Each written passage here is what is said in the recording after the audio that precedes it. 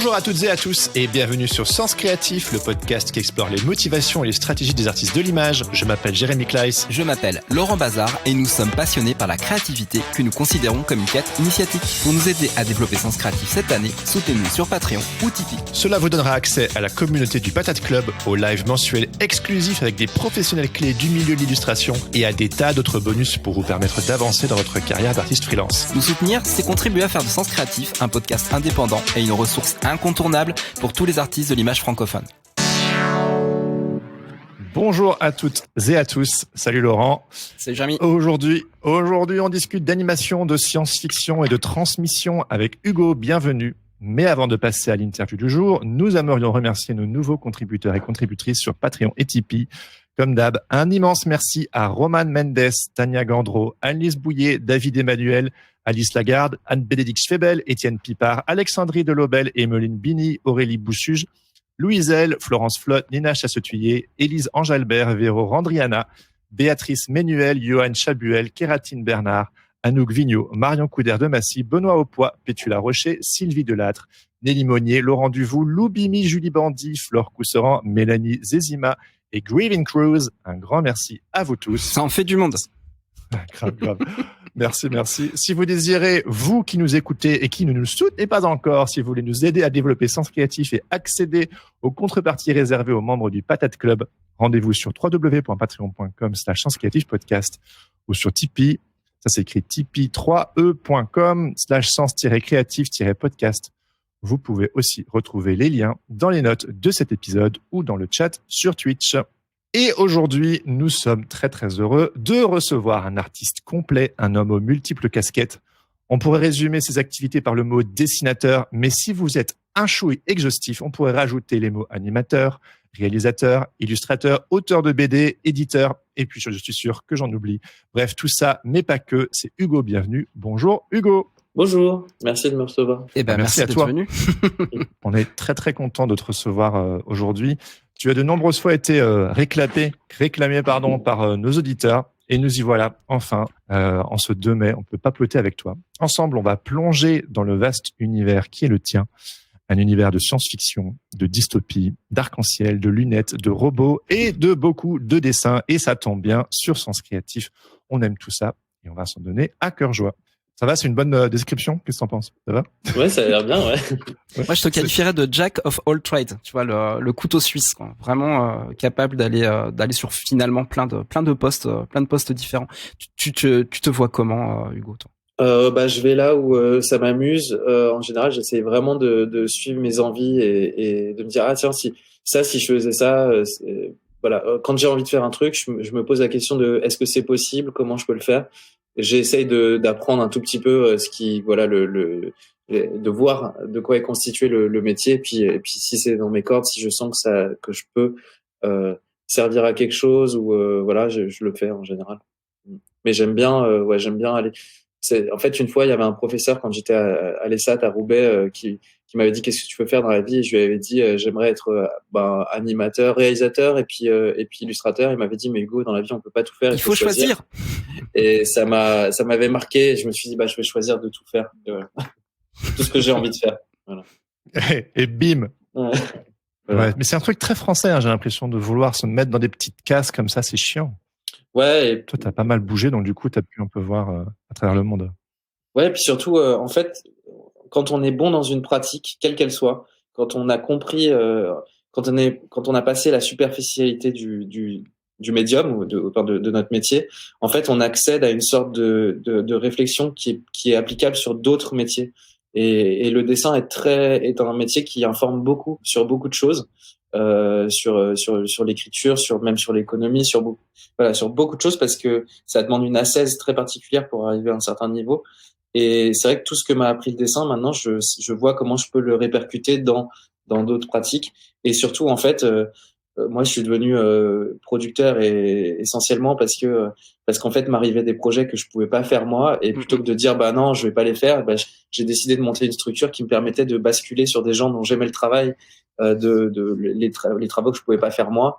Et voilà. Et c'était, en fait, du coup, ça, les choses, plutôt que de dire non, je vais pas utiliser cette énergie qui arrive sur moi, j'essaye de la prendre et de la redistribuer, voilà, et de perdre le minimum d'énergie. Ce que tu appelles structure, c'est à la fois réaliste et Remembers ou Ouais. Donc on va rappeler un réaliste, c'est ta maison d'édition, et Remembers, c'est ton studio d'animation. Ouais, c'est ma société de production, et donc ça c'est Remembers Production, c'est la boîte de prod, et puis une deuxième entité Remembers qui est le studio, qui est plus un truc de fabrication pure. Voilà. La production, c'est plus, ça me permet de plus gérer les droits, et le studio de la pure fabrication. Donc t'as créé ta famille graphique, on va dire, ou ta famille créative, plus précise. Ouais. En tout cas, tous les gens dont j'estime qu'ils ont un sens proche du mien comment raconter des histoires, et surtout de qualité, à la fois technique et d'ambiance, de récit. On a essayé de se fédérer et voilà, pour créer je sais pas comment dire, une famille, et des standards de qualité, quoi. Ça doit être hyper grisant d'être entouré de personnes talentueuses, de personnes que tu admires. Ça doit être, tu as créé toi-même ton environnement pour te stimuler. Ouais, c'est hyper stimulant, et puis ça permet des fois, même quand on est bloqué, de voir que les autres ils avancent aussi, et les discussions, d'avoir des discussions intéressantes tous les jours aussi, c'est quand même très bien, quoi. Parce que dans notre métier, surtout en illustration, c'est un métier ou en bande dessinée, c'est un métier très solitaire. Et même, voilà, quand on est bloqué sur quelque chose, même techniquement, de pouvoir descendre et de dire comment tu ferais ça, en 3 secondes, il y a quelqu'un qui te trouve une solution à laquelle toi t'avais pas pensé. Et c'est valable pour tout le monde ici, c'est que on va vite, quoi. Ça permet de sauter des étapes, et puis des fois de prendre confiance quand t'es pas au top de ta forme. Voilà. Ça peut aussi avoir un deuxième truc qui peut être dangereux, c'est que vu qu'ils sont très très forts, c'est qu'ils sont tous très très forts ici, et des fois je me dis putain, qu'est-ce que je fais là? C'est ça. Mais en tout cas, tu peux pas t'endormir. Ça, c'est plutôt pas mal. C'est que t'as pas le choix. Tu peux pas t'endormir parce que les autres avancent. De l'importance de bien s'entourer. Alors, tout ça, c'est toi aujourd'hui. Mais qu'est-ce qui fait Hugo Bienvenu? Genre, d'où vient-il? Comment en est-il arrivé là? Et donc, du coup, si tu veux bien, avant d'arriver à aujourd'hui, est-ce que tu pourrais nous parler un tout petit peu de ton parcours et de ton arrière-plan personnel? Je sais que tu as beaucoup voyagé, notamment. C'est un peu tout ce qui t'a façonné, tout ce qui a façonné ton univers. Est-ce que tu peux nous parler un peu de ça? Et puis, qu'est-ce qui te motive à sortir du lit le matin? Oui, c'est la question un peu officielle. Mais on a toujours l'impression, quand on voit ton taf, que tu as toujours la motivation. Toujours la motivation. Mais peut-être qu'on se trompe, je sais pas. Vous me rappellerez cette deuxième question. Ça marche. Si je l'oublie. Mais grosso modo, moi, je suis le fils d'une graphiste. Elle était graphiste chez Playboy, ma mère, quand je suis né. Et mon père était diplomate. Enfin, il finissait ses études. Et en fait, il avait un cursus de philosophie à la base, et puis après, il est devenu diplomate. Mais donc, je suis un peu la synthèse de mes deux parents. Ma mère graphiste et mon père, on va dire, philosophe. Et c'est eux qui m'ont donné, je crois, ce qui constitue mon travail aujourd'hui. Et en fait, après, moi, j'ai grandi au Guatemala, au Tchad et au Mexique. Et c'est ce qui a façonné, je pense, mon imaginaire et ma manière de penser les choses, et d'avoir un regard sur le monde qui est particulier, puisque j'étais toujours l'étranger là où j'arrivais. Et je suis arrivé en France, moi, quand j'avais 15 ans. Donc, la France, pour moi, c'était un autre étranger. Et j'ai toujours gardé depuis ça cette espèce de regard en biais sur le monde, qui est pas le regard d'un insider, mais plutôt le regard d'un outsider qui voit comment fonctionne un système et de quoi est fait le système. C'est quelque chose qui m'a toujours fasciné. Je pense que c'est pour ça que ma BD Préférence Système s'appelle Préférence Système. Je me suis toujours dit, ok, comment? Parce que je débarque dans un nouveau système, dans un nouveau monde. De quoi est fait ce monde, quelles sont les interactions sociales, comment les gens interagissent, et après une phase d'observation, comment moi je peux m'intégrer et participer à ce monde, quoi. Voilà. C'est drôle, genre l'outsider qui observe sa propre culture au final, vu que t'es français, si je me trompe pas. Ouais. C'est drôle d'observer sa propre culture de l'extérieur. C'est vrai que moi je connaissais la France que l'été, quoi, que quand voilà. Et je connaissais du coup principalement je connaissais la Bourgogne, parce que c'est là d'où viennent mes grands-parents, et c'est d'ailleurs pour ça que dans toutes mes BD il y a des scènes à Vézelay, c'est parce que c'est les endroits que je connais depuis que je suis tout petit, et voilà, et en tout cas, ouais, voilà, ça m'a nourri parce que surtout le Mexique, parce que j'étais c'est le moment un peu où notre identité se façonne indépendamment de nos parents et voilà, les couleurs du Mexique m'ont beaucoup plu. Enfin, il y avait des pubs Coca-Cola un peu partout, il y avait des pubs Marlboro. Ouais, c'est de la pop culture aussi, ouais.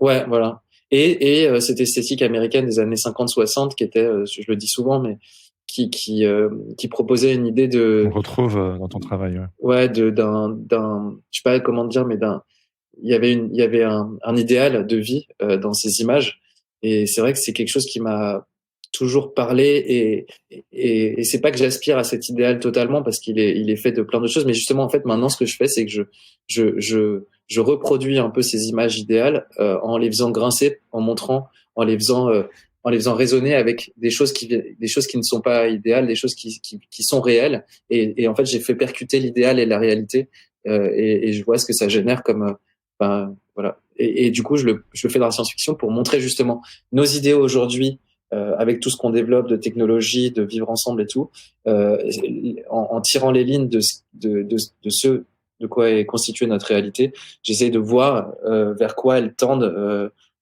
quelle société elles peuvent créer, et de les remettre en question. Ouais.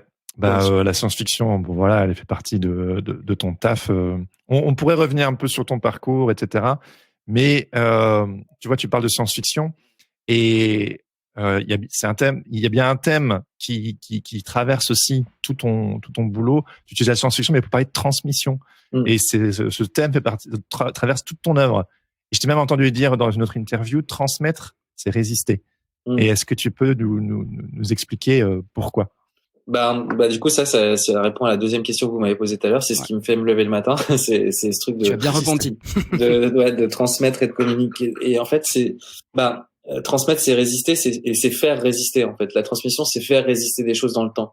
Et moi, en tout cas, je pense je pense qu'on est tous les trois dans ce champ-là. Donc, quand on a commencé, quand j'étais jeune, moi, ce que je me disais, c'est vers 8-10 ans, tu te rends compte que tu vas disparaître, et que qu'est-ce qui va rester de ton passage sur Terre, et du passage peut-être à plus long terme de l'humanité. Et moi, c'est une question qui m'a toujours déprimé, mais qui en même temps m'a toujours fait exactement me lever le matin. C'est je vais essayer de laisser une trace dans le sable, quelle qu'elle soit, et histoire de rester un petit peu plus longtemps que juste les quelques années qui nous sont allouées sur cette Terre. Après ça évolue. Justement, j'essaie de traiter la transmission sous plusieurs angles, parce qu'en fait, à chaque fois, j'en découvre des nouveaux. Et ce que je veux dire par là, c'est qu'il y a dans la transmission, même si ça se fait au niveau individuel, c'est avant tout il y a un truc très collectif dans la transmission. C'est de partager une expérience et un savoir pour qu'il bénéficie à l'autre. Et en fait, c'est ça, être un être humain. C'est parce que nous, on a un prisme de 45 degrés ou allez 80.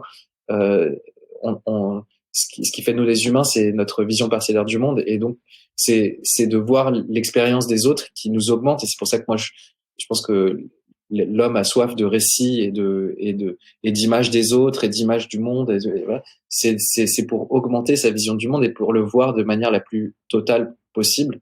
Et je pense qu'on a de la chance de le vivre.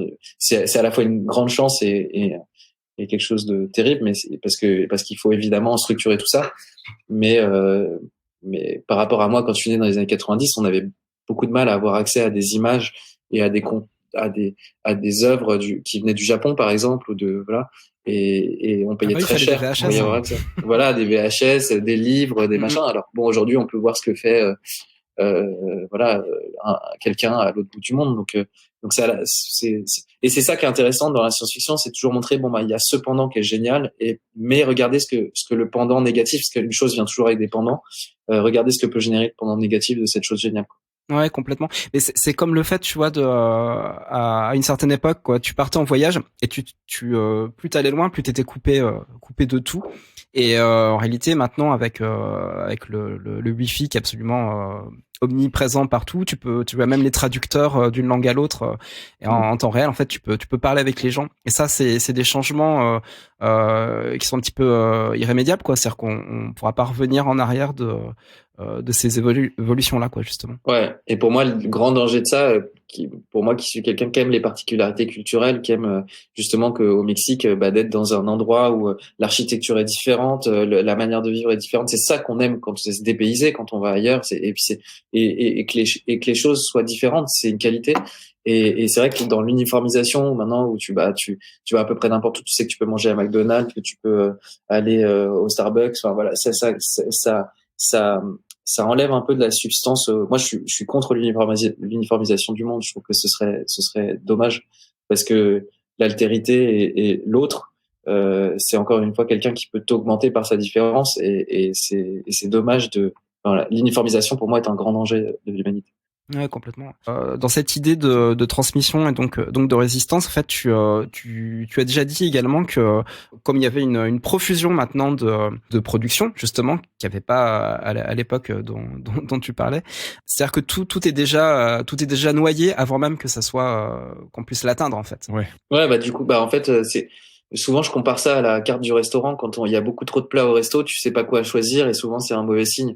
Et en fait, le cinéma, les librairies, c'est un peu la même chose aujourd'hui, c'est qu'il y a tellement de choses à la carte que tu sais plus déjà ce que tu veux manger.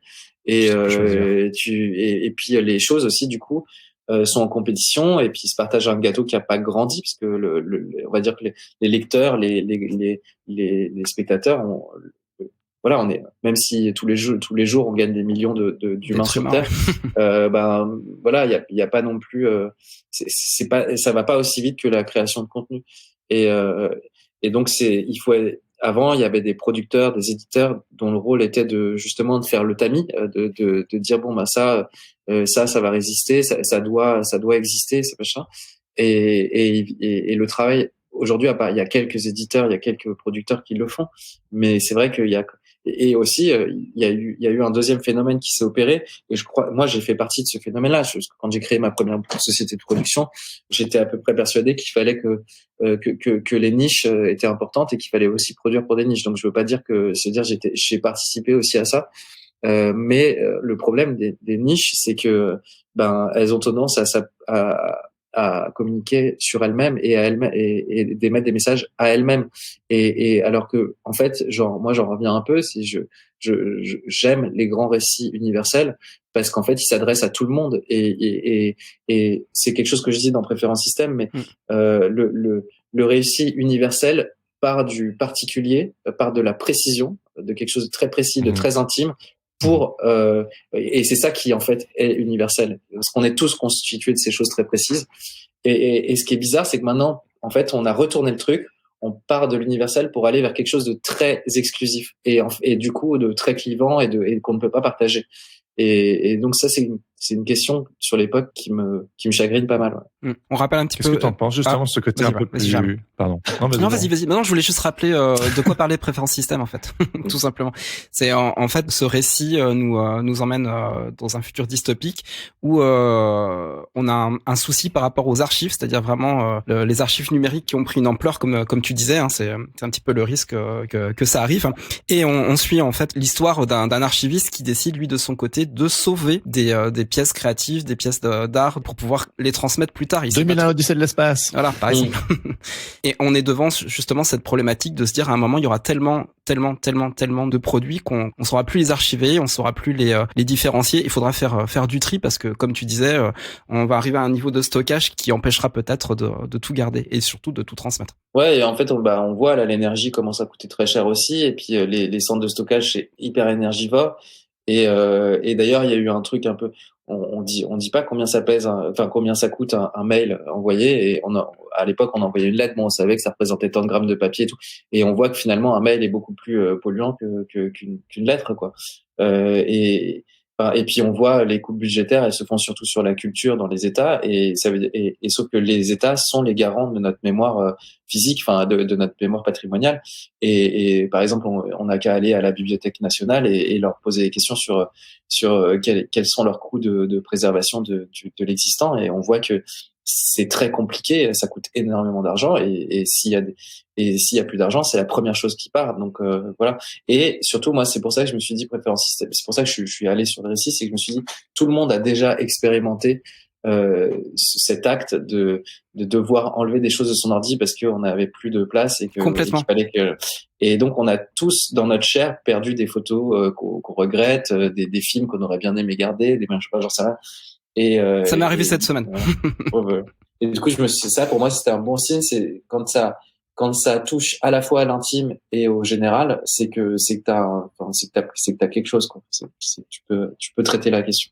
Mais c'est vrai que souvent, et c'est pour ça qu'il faut écouter son inconscient, ça c'est des choses, en tout cas cette idée-là, c'était quelque chose de très intime. C'est quelque chose qui m'est venu, je me suis dit et c'était dans le train, comme souvent c'est dans les zones, dans les moments où tu travailles pas, où j'ai vu des centaines de milliers de pneus sur le bord de la route et je me suis dit et je sais pas, il y avait des entrepôts et tout, je me suis dit mais c'est fou ce qu'on stocke, c'est fou ce qu'on crée, c'est fou mais où va tout ça? Et je me suis dit mais c'est marrant parce qu'on parle beaucoup de surproduction et on stocke du déchet aussi.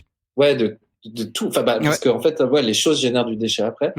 Et je me suis dit c'est fou parce qu'on quand même on est des machines à fabriquer et où va tout ça quoi? À quoi ça sert? Et surtout dans une époque où justement la création est ouverte à tout le monde, ce qui est très bien. Faut pas non plus confondre expression et avis quoi. Confondre le fait de donner son avis sur quelque chose et le fait d'exprimer une idée. C'est complètement différent. Une idée ça se travaille, ça se construit, voilà. Tout n'est pas idée. Tu peux développer? Ouais, tu peux développer. Ça, je trouve intéressant. La différence justement entre exprimer une idée, son opinion, parce que justement, tu parlais juste avant du fait qu'on arrive dans un monde de plus en plus polarisé et uniformisé, et c'est triste. Et c'est intéressant cette petite nuance que tu rajoutes. Ouais, une idée, c'est le fruit d'une construction, c'est le fruit d'une réflexion, et une opinion, c'est quelque chose qui est fluctuant. Enfin, je veux dire, on peut, selon les agencements d'une époque, d'un moment, elle peut évoluer, elle est assez fragile, alors qu'une idée, ça se travaille, c'est du long cours, et je sais pas comment dire, mais il faut qu'elle résiste au temps. Une idée, elle doit avoir justement encore une fois une résistance. Et je trouve que des fois là en ce moment et même d'ailleurs le problème aussi c'est que des opinions sont relayées dans les médias comme des idées et c'est pas la même chose. Elles doivent pas être traitées de la même manière, ne serait-ce que dans leur manière d'être répliquées quoi. Et voilà. Et c'est une idée qui est très chère à Sens Créatif. Ce qu'on fait ici sur ce podcast, on parle souvent de le fait que la créativité c'est un processus holistique. C'est que au lieu de, je sais pas, par exemple, on est travaillé par quelque chose, on est frustré par quelque chose, on a une opinion peut-être forte justement sur quelque chose, au lieu d'aller tout de suite le balancer comme ça sur les réseaux sociaux et s'énerver ou créer du débat. Après, c'est important aussi le débat, mais que le fait de le travailler, de créer une œuvre, que ce soit une chanson, une BD, un film, un poème ou je sais pas quoi, et de le transcender en fait. Et ça permet de se relier les uns aux autres, ça permet de créer un dialogue plutôt que quand on est là à se crier les uns sur les autres sans prendre le temps de transformer par la créativité. Ouais. C'est pas la même chose. C'est notre travail d'humain en fait, de passer au tamis ce qui nous arrive et d'essayer de trouver un sens là-dedans. Et le sens met du temps à émerger souvent et il apparaît sous des formes auxquelles on s'attendait pas. Mais c'est ce travail-là qui fait que justement on dépasse le simple constat et le simple énervement. C'est là où on voit les nuances, c'est là où on voit, enfin voilà. Moi, je suis très attaché à la distance et justement, pour revenir au travail, ce qui est notre travail, c'est moi, je génère pas d'image si j'ai pas une idée qui sous-tend ça ou une obsession ou machin. C'est le temps de transformation est mystérieux, et il faut lui laisser, à part si on génère juste des produits. Si on veut trouver quelque chose de sensible, là, ça prend du temps et c'est un temps très mystérieux. T'as des moments comme ça, charnières un peu dans ta vie où tu t'es dit, wow, ça, j'ai besoin de le travailler parce qu'il y a par exemple ce sujet de la transmission qui est fort chez toi depuis toujours, mais tout le monde n'a pas ça. Comment ça se fait? Ou est-ce qu'il y a d'autres moments où justement, tu t'es dit, punaise, il faut vraiment que je travaille ça créativement. Faut que j'en fasse un film, faut que j'en fasse une BD, quelques exemples peut-être. Ben, en fait, la transmission, c'est complètement. Je me suis rendu compte sur préférence système, quoi. Je me suis dit, c'est marrant parce que ce Quan Island, ça parle de transmission, peut accepter aussi et ça aussi, mais c'était pas un programme, quoi. Il y avait pas un truc de j'adore la transmission, je vais faire. Non, c'était plus genre en fait, je me suis rendu compte que c'était un thème qui travaillait en moi naturellement et je me dis rarement ça il faut que j'en parle et bizarrement quand je me le dis j'y arrive pas parce qu'en fait ça devient ce que je vous disais un peu juste avant, ça devient un sujet d'étude et c'est intentionnel, voilà, et l'inconscient fait plus son travail et ça c'est quelque chose que j'ai découvert ces dernières années, c'est j'ai découvert vraiment la différence parce que en production, en fait, notre travail, c'est de réfléchir, c'est de réfléchir à des stratégies, tout ça, machin. Et j'ai découvert que, en fait, quand on écrivait des histoires, il fallait pas réfléchir, il fallait penser. Et il y a c'est deux choses complètement différentes. Voilà. Ouais, c'est très juste ce que tu dis. D'ailleurs, tu disais aussi que t'aimais pas trop te documenter, c'est-à-dire que faire des recherches, c'est bien parce qu'on pas raconter non plus de la merde, mais que si on se documente beaucoup trop, on finit par assécher en fait sa capacité justement créative. Ouais, parce que tout d'un coup, les idées, on voit que les autres ont eu des idées qui sont intéressantes, et du coup, c'est compliqué de les utiliser et du coup, tu te dis mais en même temps, bref, tu rentres dans une sorte de dédale où tu dis ça, est-ce que j'ai le droit de le toucher, est-ce que j'ai pas le droit, et puis aussi, il y a un moment où tu connais trop le sujet et la part de mystère la part de mystère dans la création est hyper importante. C'est bien de pas savoir de quoi sont faites les choses que tu travailles. Parce que sinon tu es en train de faire du conscient et en fait la zone de conscient du cerveau, on va dire que c'est la surface de ton cerveau, mais le volume de l'intérieur de ton cerveau, il est beaucoup plus gros et ça c'est l'inconscient. Donc, en fait, c'est réfléchir et penser, c'est réfléchir c'est la surface et puis penser c'est le volume, quoi. Et moi vraiment maintenant je fais vraiment confiance. Et à l'école on nous apprend pas ça, on nous apprend à réfléchir, surtout en école d'art. Et Concept. Ouais, et à créer du discours et tout ça, machin. Et sauf que du coup, ça occulte, et il faut toujours pouvoir expliquer ce que tu fais. Mais en fait, moi, les auteurs que j'aime, c'est ceux qui sont pas capables de me dire pourquoi ils ont fait. Et c'est pour moi, et c'est après, en fait, une fois que tu as fait ton truc, que tu peux expliquer ça, parce qu'en fait, tout d'un coup, ça t'a sauté aux yeux, tu t'es dit, mais mon inconscient a très bien structuré le truc et tout. Mais ça vient de zones, et il a fait se percuter des choses que toi, t'aurais pas pu consciemment aller chercher. Et consciemment, en fait, t'as tendance, quand tu travailles en conscience, en réfléchissant, t'as plutôt tendance à aller chercher ce qui a déjà été fait ailleurs, à aller voir, à te dire, lui, il a fait ça comme ça, je pourrais faire ça comme ça. Alors que si tu laisses ton inconscient faire, il est en train d'aller chercher dans des zones beaucoup plus profondes. Que tu maîtrises pas. Que tu maîtrises pas et qui en fait, en plus, sont ancestrales. Tu travailles avec la mémoire de l'humanité. Alors que sinon, tu travailles juste avec ta mémoire personnelle qui est toute petite. Concrètement, ça paraît une question super bête, mais comment tu fais? Parce que il y a ce côté, on entend du lâcher prise, de l'inconscient, mais concrètement, quand on veut créer des choses, comment tu fais, toi, pour juste être dans de l'inconscient? Moi, j'ai une image, tu sais, genre un peu type Cadavrexki, ou genre, tu sais, il n'y a pas d'intention, mais non, parce que tu, en fait, ton inconscient, c'est une sorte de, je sais pas, c'est une sorte de seau qui a pas de fond, quoi. Je sais pas comment dire. Et en fait, le travail, c'est tout d'un coup il y a quelque chose qui remonte de ton inconscient de très très bas. Il est plein d'air et tout d'un coup, je sais pas pourquoi, il remonte à la surface de l'eau. Et tu te dis pourquoi ça s'est remonté? Tu t'attends un peu, tu regardes un peu le truc. Il y a quelque chose d'autre qui monte, qui se met en relation, je sais pas. Et puis tu regardes pourquoi la relation elle est comme ça. Qu'est-ce qui tend ces formes entre elles? Qu'est-ce qui crée du ciment entre elles, qui se machin? Et au fur et à mesure, le travail, c'est d'ausculter ce qui remonte et de voir ce qu'elles veulent dire, pourquoi elles sont là. Et en fait, là, c'est notre travail de structurer ça, et de voir pourquoi les liens sont là. Et c'est presque la thérapie. Ouais, moi je trouve que en tout cas le travail, et c'est pour ça que quand les gens disent que le travail c'est une aliénation, moi je suis complètement contre ce truc-là.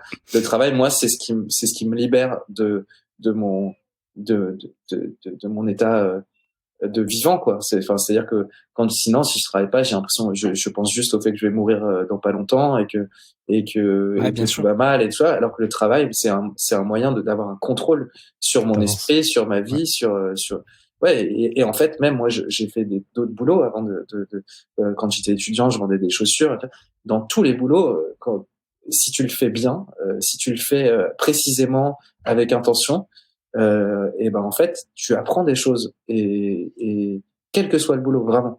et c'est ce qui te permet de te dépasser en tant qu'humain, parce que tu te dis ah tiens, si je fais ça comme ça, ça va permettre ça et tout, et si on réfléchit aux choses qu'on fait et qu'on rationalise, qu'on structure, et ben en fait on devient acteur de nous-mêmes et c'est là où je trouve qu'on prend le contrôle.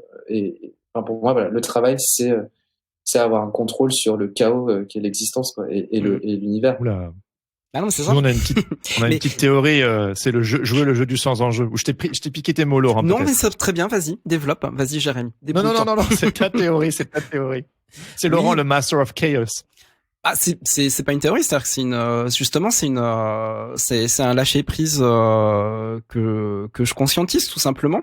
C'est-à-dire que le monde est chaos et en fait de ce chaos-là va surgir des opportunités.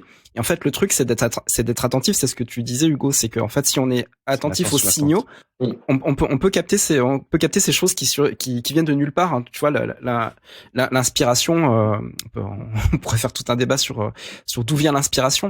Mais en réalité, est-ce qu'on est nous capables en fait comme une antenne d'aller capter ces choses-là qui vont justement parler à notre inconscient, qui vont faire sortir et surgir les idées. Et il y a un truc derrière ça, parce que ça déjà c'est une première chose, mais derrière si tu entraînes pas, si tu ne muscles pas en fait cette capacité d'attention, en fait ça sert pas à grand chose. Donc en fait je pense que c'est tout un jeu comme ça, qui fait qu'il faut accepter le fait de pas tout savoir, de pas tout trouver tout de suite, d'avoir ce syndrome de la page blanche, et plus on force, moins on trouve, etc. Et que il y a des moments magiques. Et tu parlais du train. Je pense que le train, c'est un moment justement où on est embarqué en pleine vitesse dans quelque chose. Et là, il y a des moments magiques qui peuvent surgir et les idées, elles arrivent. Ouais, comme ça. Voilà. Quand t'es plus dans la maîtrise. Et ce qui est compliqué, c'est qu'il faut quand même avoir une maîtrise au quotidien pour avancer, pour c'est la tension, avoir une régularité. Mmh. Mais de temps en temps, quand il faut savoir prendre le pas de recul. Je crois que c'est Niels Bohr, je sais plus quel grand mathématicien, qui avait trouvé son équation qu'il cherchait depuis 20 ans. Un jour, il en peut plus, il dit vas-y, je vais à la plage, et puis il met son pied sur. À l'époque, les marchepieds étaient en métal et le son du métal lui fait apparaître l'équation et il retourne au bureau et il va écrire l'équation. Et donc mais c'est ça aussi qui est fou, c'est que c'est magique, mais pour que ces choses-là arrivent, justement, il faut que les antennes soient orientées vers ce que tu cherches. Et donc il faut voilà, c'est un mélange très subtil. Et ouais, Tu cherches que toi tu cherches quoi? Ça dépend des jours. Ça dépend En fait, justement, je cherche pas grand chose. Par contre, j'écoute les signaux. Je me dis, ah tiens, ça c'est un signal faible, mais il est important. Ça c'est un signal fort, mais il l'est pas. Et j'essaie de voir. En fait, juste, je cherche pas. Je suis quand quelque chose m'arrive, je vois s'il répond à un désir du moment. Et s'il le fait pas, je le note. Et puis l'autre jour, je parlais ici. Et en fait, j'ai une petite sur la création, j'ai une petite métaphore qui m'est apparue, mais c'est qu'en fait, on est un peu des bûcherons, quoi. On est dans un bois et il faut aller chercher l'arbre que tu vas couper aujourd'hui et en gros, faut voir s'il a à peu près la taille que toi tu peux gérer, qui va dans ton camion, quoi. Et s'il convient à toi aujourd'hui. Après, tu dois le couper. En le coupant, tu dois faire attention à ce qu'il tombe pas sur les autres idées pour pas les endommager. Après, il faut l'élaguer. Après, il faut le débiter. Après, il faut le mettre dans ton camion. Et après, c'est plus toi qui t'en occupe. C'est la distribution, quoi. C'est la diffusion de ton œuvre. Mais il y a quelque chose de comme ça. Et je sais plus pourquoi je disais ça. En tout cas, pour revenir au travail, ce qui fait que je me lève le matin, si je me dis je vais agir, quoi. Je vais avoir. Sinon, ouais. Je crois que je serais à l'hôpital psychiatrique. On serait tous. Ouais. Alors, tu parlais des signaux forts et des signaux faibles. Il semblerait, je pense pas trop me tromper, que la science-fiction est venue répondre à quelque chose chez toi en termes de signaux. Ton thème récurrent, c'est la transmission, ta grammaire, c'est le dessin, et l'univers que tu as adopté pour aborder les sujets qui t'intéressent, c'est la science-fiction, avec un petit goût prononcé, évidemment, pour la dystopie. Et je me demandais, vu que tu me parlais de capter les signaux forts, les signaux faibles, je crois que la science-fiction est venue répondre, c'est devenu un signal fort. En quoi cet univers-là, il est venu faire écho à tes questionnements les plus profonds, justement? Je me suis rendu compte un jour parce que moi j'étais vraiment pas science-fiction à la toute base, je me suis rendu compte un jour que j'avais envie de raconter une histoire, j'avais envie de mettre en scène quelque chose et je me suis dit ok, le seul moyen de le faire dans notre réalité, parce que moi ce qui m'intéresse c'est le réel, de parler du réel, c'était de faire du surréalisme. Et moi le surréalisme, je suis pas fan spécialement. Et tout d'un coup, je sais pas ce qui s'est passé, mais je me dis, bah tiens, si je faisais voler la voiture, si je mettais des lunettes comme ci et tout. En fait, ça créerait une sorte d'état mythologique un peu. Ouais. Voilà.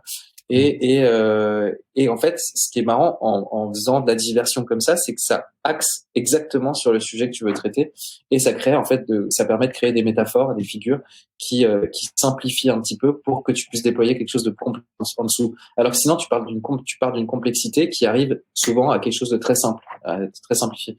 Donc j'ai inversé un peu le système. Et d'ailleurs, dans mon dessin, c'est un peu la même chose. C'est qu'avant, je dessinais en noir et blanc avec plein de hachures, ce qui est resté mon style d'ailleurs dans mon dessin de croquis, on va dire. Ouais. Mais je me suis rendu compte que en faisant des récits comme ça très noirs, très hachurés, très intello, très machin, je me suis rendu compte que je m'adressais pas aux gens. En fait, je leur disais regarde comme je suis bon, ouais. Voilà. Et en fait, je me suis dit non, tu vas simplifier, tu vas rendre la forme plus lisible et plus sexy, et faire une sorte de prise de judo où tu dis viens, il n'y a pas de problème. Et c'est une fois que le lecteur est dans tes bras, quoi, qu'il se sent bien, là, tu peux le molester un petit peu, tu peux lui faire passer des choses qui sont plus dures. En tout cas, tu peux le questionner sur des choses. Alors que si tu arrives et que tu te dis, regarde, comme c'est intéressant, regarde comme et ben, en fait, le gars se dira, putain, je vais lire une thèse grosso modo, je vais m'emmerder, quoi. Bah non, en fait, le but, c'est pas que tu t'emmerdes. Au contraire, c'est que tu ressortes augmenté d'un récit, c'est que tu retournes dans le réel avec des idées en plus et tout. Mais pour ça, il faut y aller poliment, quoi. Il faut y aller, Ouais. Respecter ton audience. Mais justement, tu utilises des couleurs très pop. Il y a une esthétique assez sexy aussi dans ton travail. Mais l'avenir que tu dépeins, il est quand même assez sombre. Tes BD, d'ailleurs, elles sont assez complexes. On n'entre pas en mode touriste dans ton travail. Il faut vraiment prendre le temps de bien rentrer dedans. Donc, d'où le fait de, voilà, entre guillemets, attirer avec, tu vas pas te faire chier avec moi. Mais je me demandais aussi quel besoin existentiel. Je sais, c'est des grands termes, mais je pense que tu fais partie de ces personnes qui sont vraiment habitées par ce genre de truc. Quel besoin existentiel, ces prophéties, tu vois, d'un monde à venir que tu couches sur le papier. Qu'est-ce que ça vient combler chez toi? Bah, c'est juste que je me dis si les quelques lignes que je vois se tendre pour le futur se déploient comme elles semblent se déployer, bah, on est en train de créer. Enfin, au moins, il faut se poser la question de est-ce qu'on est prêt à changer d'humanité, parce que c'est ça les questions que je pose. C'est fondamentalement si on va dans les zones où j'estime qu'on va, alors il faudra redéfinir le concept d'humanité. Et moi, ma grande question, c'est de dire les gars, regardez ça. Si on continue, ça va faire ça. Est-ce que vous êtes d'accord? Parce que moi, je me demande si j'ai envie qu'on devienne autre chose que des humains, quoi. Alors, grosso modo, c'est ça. Ouais, et sachant des grandes tendances en science-fiction, justement, c'est cette question-là de qu'est-ce que l'humanité va devenir? Est-ce qu'elle va se scinder en plusieurs mouvements, plusieurs tendances? Il y a la robotique, les machines qui arrivent aussi dans ces questionnements-là. Et là, on sent que tu t'aimes bien explorer toutes ces questions. J'aime bien dire au moins les gars, au moins on y aura peut-être réfléchi ensemble pendant. Parce que moi je pose que des questions. C'est Pie XII, le pape Pie XII qui disait que au nombre de techniciens il fallait des philosophes pour comprendre ce que la technique allait générer. Clairement, on a 3 philosophes aujourd'hui et je sais pas combien de techniciens. Et en fait, ce qui est fou aujourd'hui, et c'est ce que j'ai un peu essayé de dire dans Préférence Système, c'est qu'aujourd'hui ça va tellement vite aujourd'hui, le saut technologique est tellement grand qu'on ne sait même pas ce qu'il va générer et on n'a même pas anticipé ça. Et donc, on va se retrouver comme des poules avec des couteaux, quoi. Et le problème, c'est qu'on est en train de se mettre déjà temporellement dans le temps en compétition avec quelque chose qui est beaucoup plus performant que nous. Mais justement, c'est là où il faut interroger la performance. Qu'est-ce que c'est que et ça va peut-être nous amener à ChatGPT J'allais venir. Voilà. Inévitablement. C'est quoi notre travail d'humain? Moi, ça me fait halluciner qu'on génère ces choses-là et qu'en gros, on n'arrête pas de dire mais les machines vont remplacer les bullshit jobs et tout ça machin. Mais on voit que à terme, quand on pose la question même à ChatGPT, elle dit ce qui restera, c'est les serruriers, c'est les plombiers, et les livreurs. Et tu te dis non mais attends, la technologie, qu'est-ce que ça veut dire idiot? C'est quoi le mot idiot? L'étymologie, c'est celui qui ne cède pas d'un bâton. Parce qu'à l'époque, en gros tu marchais et puis quand tu étais fermier, et puis tu prenais un bâton et c'est la première technologie, c'est tu vas t'aider. Mais la technologie doit nous aider, doit nous permettre de dégager du temps pour en fait accéder à notre être poétique, à notre théâtre intérieur. Et c'est à ça qu'elle a toujours servi. C'est ça la fin utile de la technologie. Et là, on est en train de se rendre compte que, en fait, la technologie va nous arracher et d'ailleurs, c'est ce qu'elle fait avec les téléphones portables. On est en train de réfléchir. Tout d'un coup, on est en train de rentrer en nous et d'avoir accès à des idées, avoir accès à notre imaginaire. Et tout d'un coup, ça vibre. Ah, super, il a posté une photo de son repas. Génial. Et du coup, là, tout d'un coup, je suis remonté à une vitesse pas possible dans mon conscient. Et alors que j'étais dans mon inconscient, tranquille, en train de je sais pas, de flâner et de me faire traverser par des idées, et en fait, toute la technologie aujourd'hui, le téléphone portable, moi, c'est pour ça, surtout les smartphones, c'est pour ça que je leur en veux terriblement, c'est qu'elles nous ont arrachés à nous-mêmes. Et c'est en ça aussi, voilà, la technologie, faut la remettre en question, faut la questionner, lui dire, est-ce que moi et en fait, le problème, je suis la première victime, je suis le premier à regarder mon téléphone tout le temps. Alors que j'ai résisté pendant, je sais pas, 3 ans, je voulais pas de smartphone. À un moment donné, j'étais complètement off. Et du coup, la société, parce que l'idée, c'est quand même de participer aussi à la société, c'est d'en faire partie. Et si tu refuses en fait, tu te retrouves complètement marginalisé. Oui, et d'ailleurs, on voit les vieilles personnes. C'est terrible. On leur dit, aujourd'hui, si tu veux payer tes impôts, il y a plus qu'en ligne. Moi, je suis désolé, c'est pas possible. À ce moment-là, il faut payer des formations aux vieux pour qu'ils puissent avoir il faut leur payer un ordinateur, faut leur payer un truc internet. Et ça, d'ailleurs, à long terme, ça va créer, même ne serait-ce que ce petit truc, ça va créer des injustices sociales pas possibles, parce qu'il y aura ceux qui pourront se payer un Wi-Fi, d'autres qui pourront se payer un ordinateur, et d'autres qui non. Et du coup, eux, ils seront complètement marginalisés. Et tout ça, il faut le réfléchir, parce que c'est nous demain. Et on n'arrête pas de parler d'inégalité sociale et tout machin, mais ça passe aussi par là maintenant. Enfin voilà, je m'énerve. Non, mais t'as raison de t'énerver. Et d'ailleurs, je trouve que t'as trouvé un petit peu la contrepartie à tout ça. C'est quand tu crées Mickey. Ouais. Je trouve ce personnage absolument fascinant parce qu'il est, dans tes histoires, il est souvent plus humain que les humains. Parce qu'il étudie, hein, on sait pas trop ce qui se passe en tâche de fond dans ces programmes. Je pense que tu nous réserves des surprises pour le futur de Mickey, mais tu peux nous expliquer un petit peu ce personnage qu'il est et pourquoi dans ton univers, en fait, il est très important.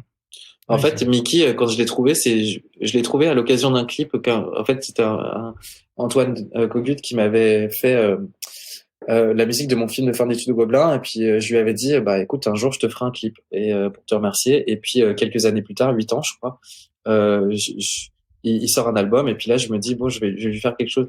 Et là je me dis, je voudrais parler de la fin de l'humanité et et je me suis dit, c'est quoi la fin de l'humanité? Et là je me dis, mais en fait, on sera mort quand le fils de l'homme sera mort. Et je me suis dit, c'est quoi le fils de l'homme? C'est un robot, c'est les robots.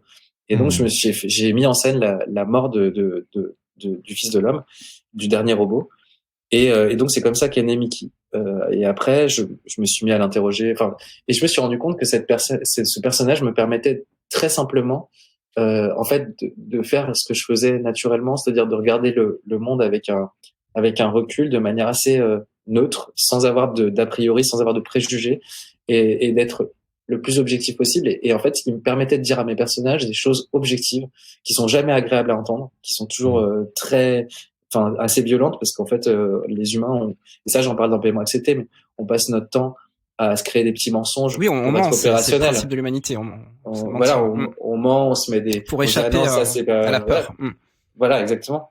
Et là, l'idée, c'était de créer un personnage qui est notre miroir et qui nous renvoie une image qui est pas agréable à recevoir, et moi-même, qui me permet de regarder des choses que j'aimerais pas voir, et de me les prendre dans la gueule et de me les dire à moi-même. Et ça, c'est souvent quelque chose que je dis à mes élèves dans les écoles où je passe, faut à la fois se respecter pour pas, mais grosso modo, tant que tu sais pas que t'es une grosse merde, tu peux pas faire quelque chose. Enfin, il faut avoir compris ce truc, que on est tous des humains, il n'y a pas meilleur qu'un autre et tout. La seule chose que tu peux faire, c'est accepter ça pour aller, en fait, au-dessus de ça, derrière ça. Mais sinon, t'es en train de te respecter et t'es en train de te dire, ah non, moi je peux pas faire ça, il faut que je fasse au moins ça et tout machin. Non, t'es une merde, fais ta merde, et après et voilà. Mais c'est ça qui me touche aussi pas mal dans tes BD, c'est que certes il y a une forme de désenchantement, ou du moins on ressent une forme d'inquiétude, mais que voilà, t'es juste dans le questionnement. Mais Il y a une réelle empathie aussi dans ton travail sur tes personnages qui sont tellement humains, qui sont absurdes par moments.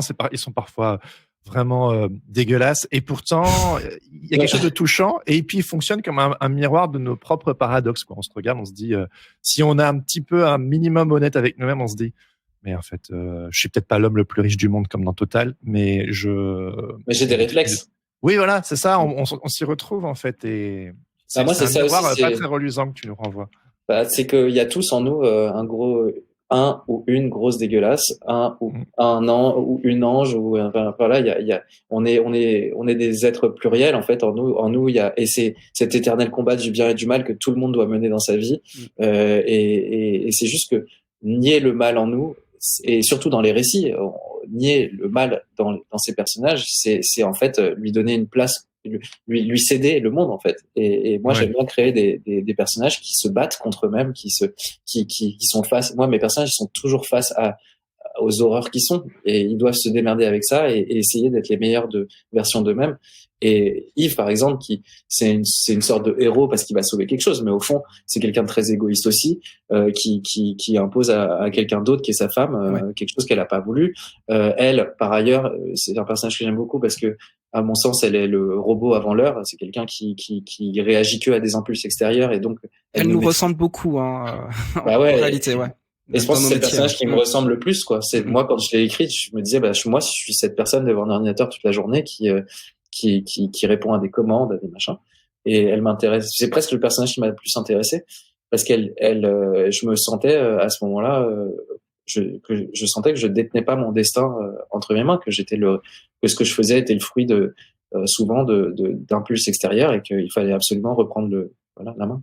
À quel moment tu t'es rendu compte qu'il fallait reprendre la main? On en parlait en off, t'as une petite fille depuis 20 mois, donc j'imagine que ça t'a forcé d'une certaine manière. Mais même avant ça, à quel moment tu t'es dit, je dois arrêter de fonctionner comme une machine? Parce que ta production est hyper impressionnante. Mais peut-être que ça a un coût, le fait de jamais prendre de vacances et de saturer, je sais pas. Ouais, ce que je vous disais tout à l'heure, c'est que pendant 10 ans, je prenais 5 jours de vacances par an, pas de week-end, je travaillais 12 heures par jour. Et j'avais de la chance d'avoir une femme qui travaillait aussi autant que moi, et donc ça n'a jamais créé de conflit. Ouais. Mais en tout cas, c'est vrai que à un moment donné, je me suis dit, c'était juste avant Préférence Système, parce que ça commençait à fonctionner vraiment bien pour moi, parce que j'avais réussi à tout structurer.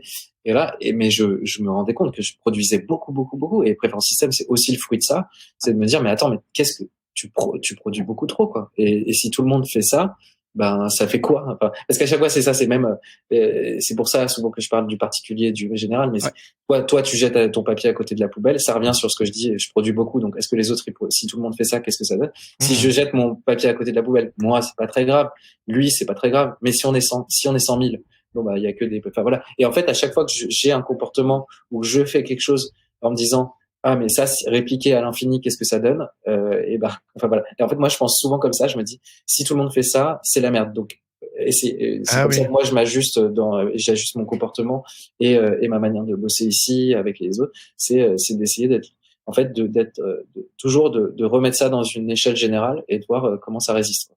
Et t'as réussi à lever le pied? Ça dépend des jours. Oui, mais non, mais oui, peut-être. En tout cas, ce que je vous disais tout à l'heure, c'est que je travaille plus le samedi et le dimanche, ce qui quand même est une production terrible.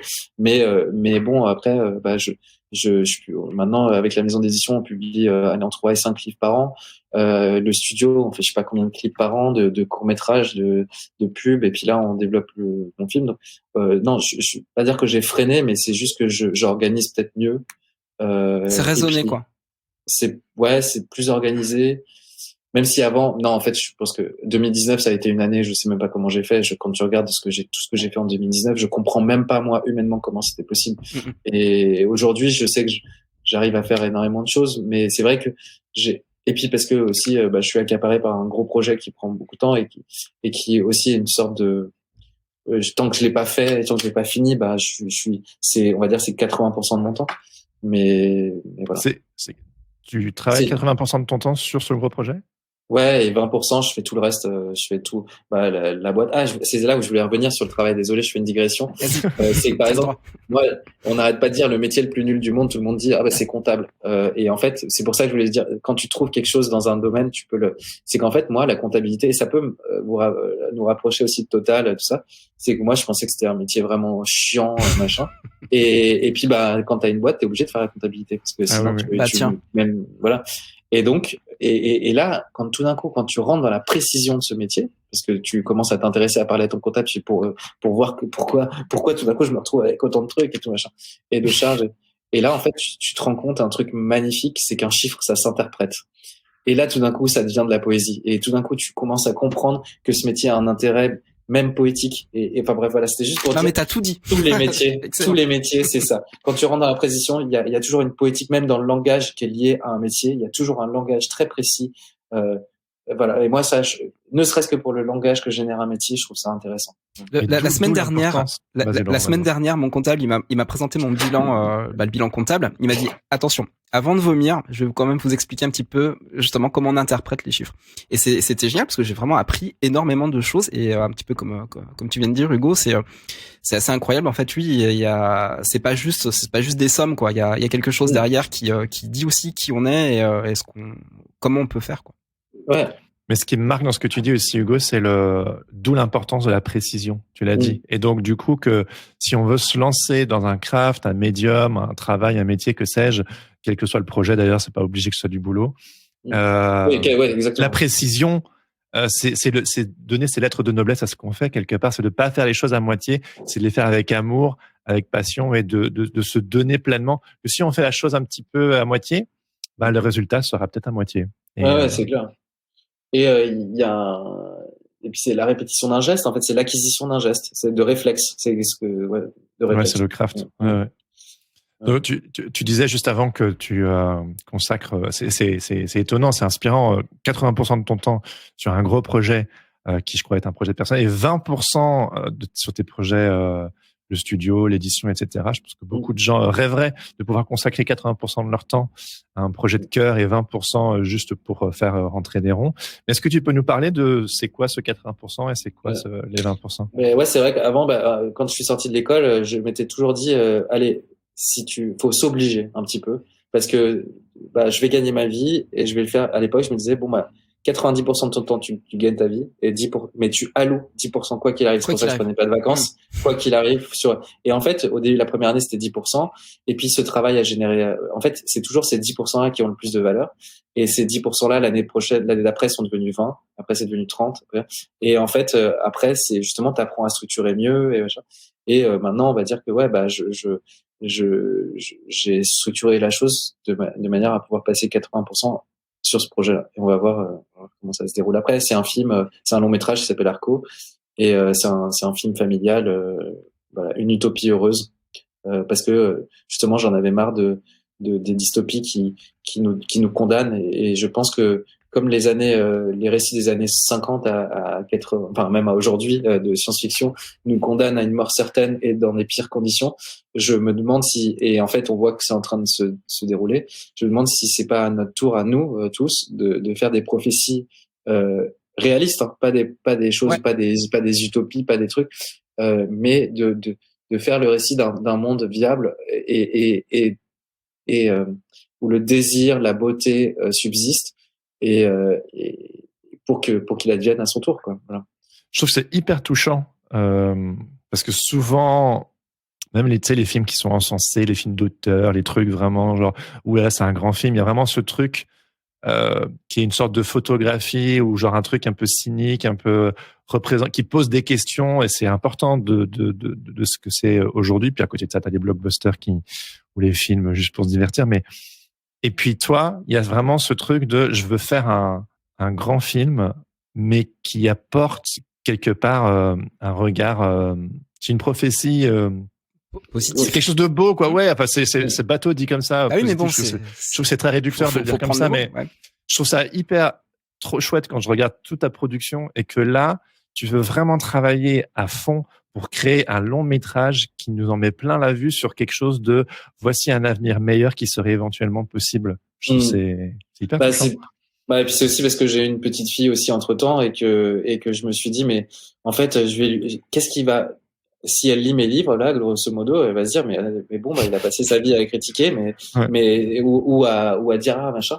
Mais j'ai envie aussi qu'elle voit et d'ailleurs, pas que elle, hein, que les enfants et que leurs parents se disent, ah, mais c'est vrai que c'est à nous d'imaginer le monde de demain et de pas penser, et ça, c'est une grande question, mais c'est ce qui a fait avancer nos sociétés, ce qui a fait avancer. C'est pas que la nécessité, c'est pas vrai, ça n'a jamais été entièrement le cas. Il y a le désir aussi. Et si notre désir, c'est juste effectivement de s'en mettre plein les fouilles et puis de se casser et puis bon bref, ou de, mais on peut avoir un désir pour le général, pour le futur, pour nos enfants, pour les enfants de nos enfants. Et moi, cet absolu me plaît. Et j'ai envie de laisser quelque chose qui dise, les gars, en fait, c'est à nous. Il faut écouter nos désirs. Il faut écouter. Et par contre, pas penser que les choses sont simples. C'est pas. Ça veut pas dire ça. Mais ça veut dire prendre nos désirs au sérieux et travailler suffisamment pour qu'ils adviennent. Voilà. Et c'est un peu l'objet du film. Trop hâte. Ce film, pour nous être un petit peu documenté, ça fait longtemps que tu en parles. C'est comment de porter un projet sur d'aussi nombreuses années? Bah là, ça fait 2 ans, et pour moi, c'est long, c'est vrai, parce que d'habitude, une BD. Bon, après, j'ai travaillé longtemps sur mes BD. Mes BD, c'est toujours le fruit de 2 ou 3 ans de travail. Préférence Système, c'était 3 ans. Entre le moment où je commence et le moment où elle sort, c'est long. C'est pour ça aussi qu'après, je menais 2 BD en parallèle. C'était pour pouvoir, pour pouvoir avancer un peu plus, enfin, avoir une production plus importante, enfin, voilà, plus soutenue. Et là, bon, le long métrage, c'est un travail colossal, donc je peux pas mener trop de trucs. Là, je vais sortir deux petites BD qui vont sortir dans les prochains mois, mais c'est des objets plus petits, c'est moins global. Il y a un livre qui est pour ma fille et puis un livre qui est pour la Biennale de Venise. Mais c'est vrai que la majorité de ma réflexion, elle va sur ce film parce que je veux que ce soit quelque chose justement qui résiste et surtout quelque chose qui soit partagé. Je veux que ce soit un film qui s'adresse au monde et pas simplement aux médiathèques. Et voilà. Ce sera un film grand public? Pardon. Ouais, c'est un film. C'est pour ça qu'aussi il coûte cher. C'est parce que je veux qu'il ait une facture où les gens se disent, ah, je vais pas voir un film fait avec auteurs, je sais pas comment dire, art et essai. Je vais voir un film vraiment comme les films des années 90 qui sont pour moi les plus équilibrés, qui sont à la fois des films d'auteur mais avec un procédé qui s'adresse à tout le monde, quoi. T'as des films cultes comme ça des années 90? Je pense que Spielberg, on peut dire que c'est quand même, ça résiste bien. Je sais pas, Rain Man, Harry rencontre Sally, voilà, des choses qui sont à la fois très, je sais pas, effectivement, t'as pas besoin d'être dans de bonnes dispositions pour le regarder, mais ça coule comme un film blockbuster, et en même temps, en sous-main, il y a des bons dialogues, ça travaille. Tu vas bien. t'en rappeler, quoi. Ça, tu vas t'en rappeler. Une fois fini, il sera pas juste consommé, c'est-à-dire que tu vas mettre du temps à le digérer et à t'en souvenir. Voilà. Apocalypse Now, pour le pire et pour le meilleur, je sais pas si vous l'avez vu, de James L. Brooks. Ça, pour moi, James L. Brooks, c'est incroyable. Apocalypse Now, faut quand même se mettre dans des conditions pour regarder, non? C'est vrai. Celui-là, oui. Mais il y a une ampleur qui est incroyable. Tu dirais qu'aujourd'hui, on a un peu perdu cet esprit. Tu parlais des années 90, qu'aujourd'hui, c'est moins présent. Aujourd'hui, je trouve que on fait des films de marché comme des films d'auteur, et on fait des films. Voilà. Il y a un revival esthétique des années 90, mais peut-être pas un revival créatif. C'est un revival formel. C'est un revival formel. Mais les idées, un film, c'est quoi? La création, c'est quoi? C'est actualiser les peurs ancestrales, c'est actualiser les espoirs ancestraux. C'est une actualisation on est là pour ça. On est là pour actualiser l'homme à lui-même, quoi. Et pour revenir brièvement à ton film, t'es à quel stade de production là? C'est quoi vos challenges un peu actuels sur ce là, on est en train de faire l'animatique, donc le document. C'est après le storyboard, on met dans la timeline et on décompose un petit peu le mouvement et on essaie de le faire très précisément pour que après les équipes puissent arriver. Et si tout se passe bien, mais je veux même plus parler de si tout se passe bien. Pourquoi ça te fait peur? Non, mais parce qu'après, tu fais des annonces et puis en fait, si t'arrives pas à tenir les timings, les gens Ah oui, suivent, c'est et puis, hyper frustrant. Donc maintenant, je me dis juste, j'avance, on voit comment ça se passe.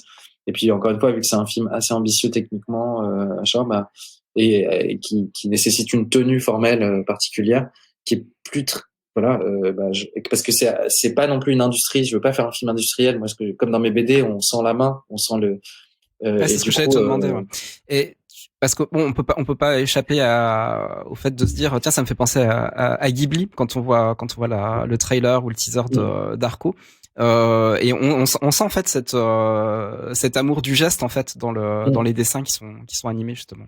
Dans le moi je veux pas que ça devienne la grosse Bertha très industrielle à l'américaine. Je veux que ça reste quelque chose de sensible mais avec les qualités de l'industrie, enfin que ce soit sur les standards de la grande production industrielle avec des voilà. Ça vous dérange pas trop le son à côté?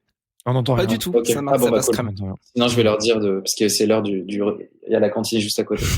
non, on n'entend rien. Qui se nourrissent. Je me demandais justement comment tu vis cette tension entre le marketing pour vendre le projet, pour chercher peut-être des financements ou de l'audience, de l'intérêt, et le fait que ça prenne plus de temps. Je pense que c'est un sentiment qui peut être partagé par beaucoup de gens, beaucoup d'artistes, des entrepreneurs aussi. Et le fait de s'avancer, et puis la réalité du terrain, je sais plus quel dicton dit que tout prend 2 fois plus de temps, la loi de Hofstadter ou je sais plus. Ouais, c'est ça. Bah en fait, ce qui est compliqué, c'est que en bande dessinée, ça coûte pas très cher à produire. Tout dépend un peu de toi, au maximum si t'es un coloriste et puis du prix d'impression. Bon, ça coûte pas très cher. Là, tu dois mobiliser tellement de gens, tout le monde doit tellement te faire confiance. Et puis moi, je pensais qu'avec ce que j'avais fait en bande dessinée, que le travail serait plus rapide parce que les gens me feraient confiance. Mais en fait, non, parce que tout le monde a des réflexes en disant oui, non, mais ce que tu fais là ne marchera pas forcément là, dans l'être. Alors que, en fait, c'est juste que voilà, il faut comprendre que ce qu'on a réussi encore une fois dans un domaine, on peut le faire basculer à l'autre. Ça c'est très français de dire ah non mais machin. Et du coup en fait moi ça m'a pris même du temps un mois d'assumer que je savais raconter des histoires parce que en gros j'ai cru, on m'a fait comprendre que écrire un scénario c'était pas du tout comme écrire une histoire. Bon alors du coup j'ai passé beaucoup de temps à me poser des questions si c'était valable pour un scénario et c'est le moment où j'ai arrêté de réfléchir au fait que c'était un scénario que j'ai commencé à raconter une histoire. Mais ça typiquement, la mise en garde des gens autour de toi, elle est très néfaste parce que les gens te font, alors qu'ils te faisaient confiance à un endroit, te font plus du tout confiance à un autre. Et alors que toi, t'es resté le même, et t'es resté un être réfléchi, t'es resté, enfin voilà. Et donc moi, ça m'a juste mis du temps à me dire, mais attends, en fait, je fais ce que je veux. Je fais ce que je veux. Et c'est comme ça que je peux faire quelque chose de bien. Si je fais quelque chose, et d'ailleurs les premières fois, tous les gens disent mais c'est moins bien et tout machin que du Hugo Bienvenu. Et tu fais, mais en fait c'est juste parce que toi t'avais des attentes sur un autre. Ah oui, c'est la projection que tu fais sur les autres. Et là maintenant, les gens voient le truc et ils font putain t'as jamais fait quelque chose aussi. Et tu fais et c'est la même personne. Je vous l'avais dit. Ouais. C'est juste qu'en fait c'est eux qui sont empêchés dans leur capacité de projection de toi ce que tu es en train de fabriquer. Et c'est pour ça que la BD c'est génial, c'est que la projection elle est minime. Tu fais et puis les gens ils lisent et puis voilà, il y a pas les gens doivent pas se projeter dans le résultat, dans ce que peut être le résultat final. Alors quand tu fais un film, il faut montrer beaucoup de choses, beaucoup de garanties pour dire vous inquiétez pas, ça va être conforme et ça va être voilà. Je trouve que c'est intéressant aussi tu sais, on pourrait avoir cette tentation de vouloir se faire valider par l'extérieur, que là tu es en train de nous dire en fait, même si vous saisissez pas, j'ai ma boussole intérieure, je sais où je vais, peut-être que je vous perds en cours de chemin, mais moi je me suis pas perdu, ou si je me perds, bon c'est ma responsabilité. Et ça demande quand même une force de caractère, mais surtout de pas vouloir plaire et de pas répondre aux attentes et de garder son gouvernement. Après, Jérémy, tu dois composer avec ces personnes, c'est-à-dire que tu peux pas les enlever de l'équation. Mais le truc, c'est de savoir en fait si toi, à quel niveau tu vas te perdre en fait. Et c'est ça en fait, cette limite, en fait, ce cadre-là que tu dois peut-être tracer en tant que créateur pour justement que ton projet il soit comme tu l'as imaginé et qu'il soit pas dévoyé quoi. Mais moi, pour le coup, être un bon producteur, pour moi, c'est ce que j'essaie de faire quand je produis les autres, c'est de leur faire confiance. En fait, c'est leur métier. C'est moi ce qui m'intéresse chez eux, et ça, c'est vraiment très particulier, c'est que le dessin nous apprend ça. Mais c'est quoi notre ADN? De quoi est constitué notre ADN en tant que dessinateur? C'est notre incapacité à reproduire ce que fait quelqu'un d'autre. C'est notre incapacité à reproduire la nature. C'est ça qui fait, et c'est la qualité de nos erreurs qui génère un style. Et en écriture, c'est la même chose. C'est ce qu'on n'arrive pas à résoudre qui crée, et c'est notre capacité à résoudre autrement qui crée la spécificité. Et en fait, si tu veux juste voir un film que tu as vu 100 fois, bah, va sur Netflix. C'est charté, il n'y a pas de problème, il y a des béquilles de partout. Tu vois les fils de partout. Moi, ce que j'aime quand je regarde un récit, c'est être face à l'inconnu, c'est être face à ce que je ne comprends pas. Et je pense que c'est de ça dont souffre le cinéma, enfin la création aujourd'hui, c'est que tu disais tout à l'heure les remakes des années 80, bah, c'est exactement la même chose. C'est que tu prends le substrat et tu le transformes. Bon, bah, en fait, c'est quoi? C'est un glissement de forme. Mais ce qu'on comprend pas, c'est que c'est pas l'esthétique qui nous plaît. D'ailleurs, moi, mes illustrations, je suis pas le plus grand dessinateur. Je ne pense vraiment pas. Mais c'est de faire habiter, c'est d'habiter une forme. C'est d'habiter une forme. Et c'est souvent la question c'est souvent, tu vois des grands dessinateurs, tu te dis, putain, il est trop fort en dessin, mais son image ne génère rien. Et c'est la question que normalement on doit tous se poser, c'est la question toute bête de la représentation. C'est pourquoi je représente ça. J'ai une capacité de représenter, mais est-ce que ça vaut le coup de représenter ce que je représente? Voilà. Et bref. Est-ce que ça t'arrive? Tu te poses la question.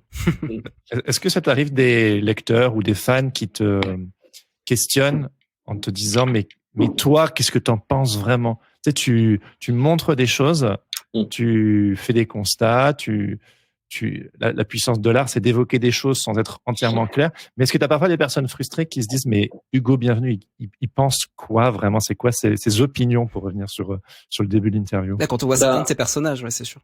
Ouais, bah même j'ai eu des problèmes parce qu'il y a des gens qui pensaient que ce que disait Donald Trump dans Paiement accepté, ils pensaient que du coup j'étais un boomer parce que mais c'est ça c'est là où il faut faire attention. C'est pas parce que je mets dans la bouche de mes personnages des choses que je pense ce que disent mes personnages.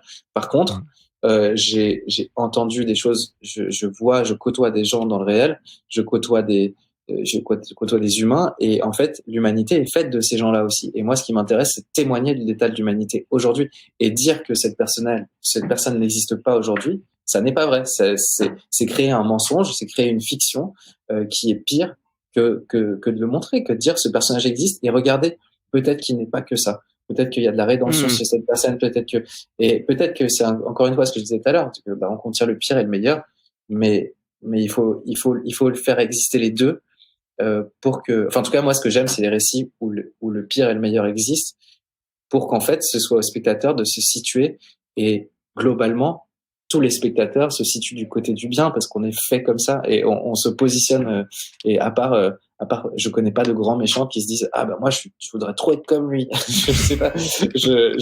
Globalement, on est plutôt on est des êtres empathiques, et donc, mais si on fait pas exister le mal, le bien ne peut pas exister non plus. On est dans une, voilà. De fait, donc, ouais.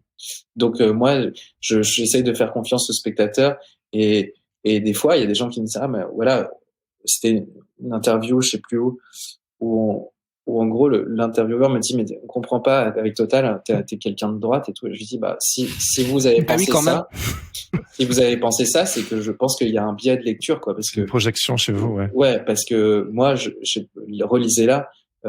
Ma question, c'est pas d'être de gauche ou de droite, c'est bien de poser la question de l'humanité, et de poser la question on a tous un rapport à l'économie, en fait, et le nier, c'est nier la réalité. On est tous des êtres économiques. En fait, tu fais de la science-fiction, mais c'est ce que tu as dit au début, hein, mais pour évoquer le réel, et on penserait pas à ça forcément tout de suite. Quand on pense science-fiction, on se dit que, certes, c'est une projection peut-être sur l'avenir, mais il y a quand même l'idée de s'évader, que dans tous tes propos, il y a vraiment le fait de constamment revenir au réel. Je trouve ça hyper intéressant. Bah, en fait, et aussi d'intégrer le passé dans le futur. C'est-à-dire, dans ma science-fiction, il y a toujours une chaise des années 60, il y a toujours, il y a des traces, oui. Ouais, parce qu'en fait, notre futur, il est fait, et notre présent est fait du passé. Donc, pourquoi notre futur ne serait pas fait aussi de notre passé? Bien sûr. Et c'est de dire, moi, j'ai écrit Total parce que j'avais quand même, on est en France, et il y a un truc, il faut pas parler d'argent, machin. Mais du coup aussi, je passe les détails, mais j'étais associé avec quelqu'un qui m'a vraiment enculé. Et je me suis, et c'est à ce moment-là, je me suis dit, mais en fait, bon, je peux effectivement râler et dire, il m'a niqué. Je peux aussi râler contre le système. Je peux aussi, mais à un moment donné, faut peut-être que je me renseigne aussi sur l'économie, parce que plutôt que de dire que ah oui, le capitalisme c'est chiant, machin, et je vais essayer de voir de quoi il est fait. Et donc j'ai commencé à lire sur l'économie, j'ai lu beaucoup de philosophie économique, Jörg Simmel. Ah oui, Total est bourré de dialogues qu'on comprend pas, hein, si on s'y est pas intéressé, on s'accroche. Mais c'est jamais noyé dans le récit. C'est-à-dire qu'en fait le récit il arrive quand même à découler malgré en fait ce langage qu'on n'arrive pas à capter. Et ça, c'était parce que c'est aussi là où j'ai découvert que l'économie était quelque chose, un monde, et que c'était poétique aussi, quand on était précis dans l'économie. Mais qu'est-ce que ça veut dire, économie? C'est incroyable, personne n'en parle. Mais l'économie, en fait, c'est juste que les humains, il y a des milliers d'années, en avaient marre de se dire, ah non, ça vaut ça. Ouais, le troc. Ça, machin, voilà. Et du coup, on a créé un objet à la transaction, voilà. Un objet de transfert, et pour faire l'économie du temps de cerveau, et en fait l'économie de négociation. Et tout ça pour dire quoi? Et oui, et ce que je dis dans Total, grosso modo, et là les gens, des fois je me rends compte, ont pas réussi à comprendre ça, mais c'est le gros problème, c'est quand l'objet transactionnel devient le but. C'est ça, ouais, c'est ça, c'est la fin, ouais. Voilà. Et tout. Et voilà. Et moi, ça. Dorel, il le dit lui-même. Hein. Cool. Je me souvenais pas que j'avais mis. C'est au début, il explique pourquoi il fait tout ça en fait. Et c'est quelque chose dont tu as déjà parlé à droite à gauche, c'est que pour toi l'équilibre financier pour te permettre d'être libre et de faire tous tes projets, c'est important. On peut pas faire des projets si on n'a pas pris le temps de mettre son nez dans des choses peut-être moins sexy, mais pour nous permettre d'être libre, quoi. Il faut avoir des outils tu vois, si tu veux mettre un clou sur ton mur pour mettre il faut que tu aies un marteau et il faut que tu aies un clou. Donc en fait, le plus plus ta boîte à outils est pleine, si tu as une visseuse, ça va encore plus vite. Et donc en fait, mine de rien, les moyens de créer, c'est quand même important, et il faut pas les nier. Et c'est vrai qu'à l'école, on nous l'apprend pas trop, on nous apprend plutôt à être tu vois, il y a un idéal de l'artiste qui est du concept, je le redis. Ouais, et puis et donc voilà. Moi je me dis non, il faut aussi se poser des questions de comment, parce que après quand tu sors de l'école, tu te rends compte que si tu veux faire ça, peut-être qu'il va falloir que tu aies un peu d'aide, donc il va falloir que tu payes quelqu'un, donc il va falloir que en fait il faut comprendre que on est pris, et puis tu vas pas dire à l'autre fais le moi gratos, tu voudrais pas le faire. Enfin, bref, du coup en fait au fur et à mesure se tisse un maillage qui est hyper important, qui est le maillage social, économique, et pour respecter l'autre, il faut aussi pouvoir d'abord voilà. Enfin c'est que des chaînes, quoi. Tout est connecté. Everything is connected. C'est notre petite tagline sur Sens Créatif. On est très. Là, tu m'étonnes. C'est ouais. Pour terminer. Et oui, autre chose, c'était en fait, c'est pour revenir sur on se ment, on se fait des mensonges et tout, et c'est que pour créer, je pense qu'il faut il faut respecter son idée, mais pas se respecter soi-même. Enfin, il y a un truc comme ça. Attends, faut que tu développes là. Non, mais alors moi, j'ai un truc à dire. Faut savoir que t'es comme tout le monde, faut pas se prendre pour un fou, quoi. Faut se dire, tu es ce que t'es, c'est-à-dire pas grand-chose. Et de temps en temps, t'as une idée qui te plaît, t'as des connexions de choses, et ça, faut le respecter. Et ça, il faut l'emmener jusqu'au bout, du meilleur moyen. Tu parlais, alors c'est génial ce que tu dis, parce que tu parlais aussi de la différence entre originalité et singularité. C'est-à-dire que l'originalité, mais il y a pas que tes personnages aussi en parlent. Mais justement, le fait de chercher à être original, c'est une espèce de quête un peu vaine, alors que le fait d'être singulier, en fait, c'est à la portée de n'importe qui. Mais encore une fois, il faut avoir les antennes. Faut accepter sa singularité aussi. Parfois, c'est ça qui est un petit peu compliqué à titre individuel. Mais en fait, on est tous passés par là quand on était adolescent. On a tous eu des complexes immenses, on a tous eu et le passage de l'adolescence, c'est le moment où normalement t'apprends à vivre avec ce que tu n'es pas et à comprendre ce que tu es et à assumer ce que tu es, et voilà. Et dans les récits, c'est souvent parce que souvent on prend le truc par le mauvais côté, c'est on se dit il faut que tu trouves une idée originale. Il y a rien d'original. Il y a absolument rien d'original, parce que on pense tous à peu près aux mêmes choses au même moment, parce que on est traversé grosso modo aujourd'hui justement par la mondialisation, par les mêmes choses, par les mêmes. On partage l'histoire de l'humanité tous ensemble. Voilà. Par contre, il y a quelque chose, c'est la précision, c'est la spécificité, c'est quelque chose qui justement n'appartient qu'à toi, et qui en fait que tu vas donner et qui va être l'objet de désir à l'humanité. Et ça, c'est quelque chose de très spécifique. Encore une fois, c'est ce truc spécifique qui va devenir qui peut faire universel en tout cas. Il y a une citation d'un graphiste américain qui s'appelle Paul Rand qui m'a énormément influencé déjà graphiquement, mais ensuite dans sa manière de voir le travail. Il disait "Don't try to be original, just try to be good." Et je trouve que cette phrase, elle dégomme tout parce qu'il y a vraiment en effet cette petite tentation de comment je peux me démarquer, c'est quoi ce qui te rend différent. Et c'est important de trouver aussi ça, mais que c'est pas la finalité au final. Don't try to be original, just try to be good. C'est déjà énorme en fait, et ça revient à ce que tu disais au niveau de la précision, la fidélité au craft, en mode sniper, quoi. Et en fait, good, c'est juste, moi, être bon, c'est juste avoir réussi à accepter ça, qu'en fait j'étais fait de certaines choses et qui n'était pas le cas d'autres gens. Et que c'était ça qui faisait que peut-être je pouvais être bon si je travaille par le travail, quoi. Mais en fait moi quand j'étais étudiant, je le dis souvent, mais mes profs ils disaient que j'avais un trait frigide et tout, et du coup j'étais là j'avais pas le droit d'exercer ça parce que j'étais considéré comme par ceux qui me précédaient comme pas bon, et en fait ça m'a pris du temps à assumer ce que j'étais et ce que je n'étais pas. Et je pense que c'est ce moment-là où tu deviens bon, et surtout tu deviens bon parce que c'est ce moment-là, quand tu sais précisément de quoi tu es fait, c'est ce moment-là où tu n'as plus de questions à te poser, où tu n'as plus de justification à donner. C'est toi. Donc, voilà. T'as des exemples de déclics comme ça je te donne juste une mini illustration. Petit jeu de mots. Quand j'étais plus jeune, j'étais assez complexé du fait que je sois bavard. Et on me le faisait tout le temps remarquer. Qu'est-ce que t'es bavard, Jérémy? Et il y a quelques années, il y a un moment donné, je me suis dit fuck it, je suis bavard, so what? Et en fait, je venais de commencer à faire du podcast et j'étais genre ouais, en fait, c'est une évidence. Si j'étais pas bavard, j'aurais pas fait un podcast, tu vois. Donc c'est juste un petit exemple. Est-ce que toi, parce que ça taraude tout le monde, le fait de s'assumer, d'assumer ce qu'on n'est pas. Est-ce que tu as eu des petits moments comme ça, des petites épiphanies sur lesquelles tu peux remettre le doigt et que tu te dis ouais, là, je me suis rendu compte que, et ça t'a amené sur le chemin là où tu en es aujourd'hui? Dans ma vie privée, je sais pas précisément, c'est à l'adolescence, des petits trucs, mais pour le coup, dans le dessin, ça a vraiment été le moment où j'ai fait, c'était Fog, c'était le clip que j'ai fait pour Jabberwocky, et où je me suis dit, vas-y, en fait, je vais mettre des couleurs que j'aime, je vais le faire avec le trait que j'aime, et en fait, je vais assumer ma part de kitsch, je vais assumer ma part de mauvais goût, je vais assumer ce que j'aime moi, et je vais me faire plaisir. Je vais me faire plaisir en faisant quelque chose. Je vais pas essayer d'y aller avec le doigt en l'air et comme ça en mode snob comme je pouvais le faire avant, parce que c'est comme ça qu'on m'avait enseigné qu'il fallait être élégant, fallait être machin, et en fait non, l'élégance c'est quelque chose qui se redéfinit, tout se redéfinit. Karl Lagerfeld disait quelque chose, il disait tu vois cette fille, la personne l'avait vue, c'est moi qui ai décidé qu'elle était belle. Voilà, c'est ça, en fait c'est ça, nous notre rôle d'artiste c'est de montrer que ça c'est beau, c'est de sortir quelque chose d'infinitésimal du réel et de le valoriser, de lui donner son existence. Ouais, c'est intéressant. Notamment, j'ai été voir tes courts-métrages Maman et Je t'aime, qui s'inscrivent dans le cadre de tes études. Hein, on entend bien, donc ça remonte sacrément. Mais je retrouvais pas le Hugo Bienvenu que je connais aujourd'hui, et qu'avec Jabberwocky, en effet, ce clip formidable qu'on vous invite tous à aller voir, Fog, qui faut quand même s'accrocher, hein, mais qu'il y a toute la matrice de qui tu es dans ton langage graphique. On peut dire que Fog il pose les bases, hein, c'est clair.